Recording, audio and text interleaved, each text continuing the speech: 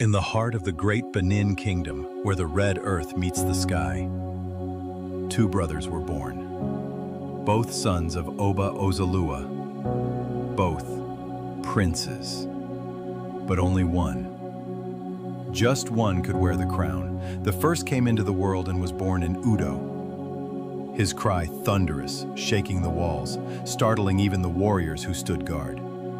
They named him Arawan, the Lion of Udo. From childhood, his strength was legend. His hands bent iron. His laughter boomed like a storm. The second was born within the palace itself. His cry was softer, but his eyes sharp, watchful. Filled with wisdom beyond his years, he was Esige, son of the Queen Mother, chosen by tradition and favored by the laws of succession. Strength against wisdom, thunder against silence, the stage was set. When Oba Ozalua breathed his last, the kingdom trembled. The chiefs gathered, the people whispered. Who would rule? Arawan stood tall before the court. His voice was fire. I am the eldest, the Lion of Udo. The throne is mine. Gasps filled the hall, but the chiefs looked away and turned to Esige. For though he was younger, he was the queen's son. And in Benin, the blood of the queen sealed destiny. The kingdom split in two. Arawan rode to Udo, where warriors hailed him as king. Blacksmiths forged his weapons. Women sang his name.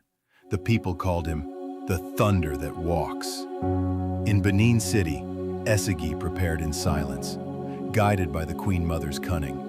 He built alliances, secured the loyalty of the chiefs, and even courted the Portuguese, who came with muskets and trade.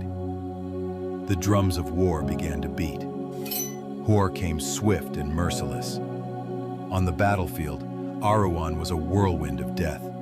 Spears broke in his hands. Warriors fled at his roar. He was a god of war, unstoppable, unmatched. But Esige was no fool. He did not fight with brute strength, but with patience, with cunning, with strategy.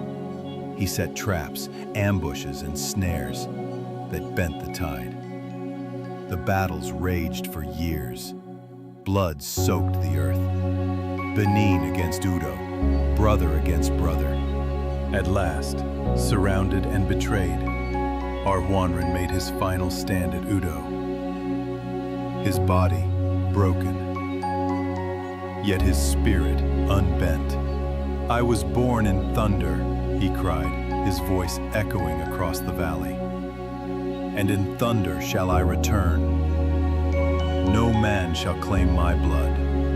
With that, he strode into the sacred waters of Udo Lake. The river swallowed him whole, and the Lion of Udo was no more. Esige ascended the throne. He became one of Benin's greatest kings, expanding the kingdom, forging ties with the Portuguese, and guiding his people into an age of glory. But though he ruled, the shadow of his brother never left him. Songs of Arawan might echoed in the markets, whispered in the fields, carried on the wind. A king wore the crown, but a lion haunted the land.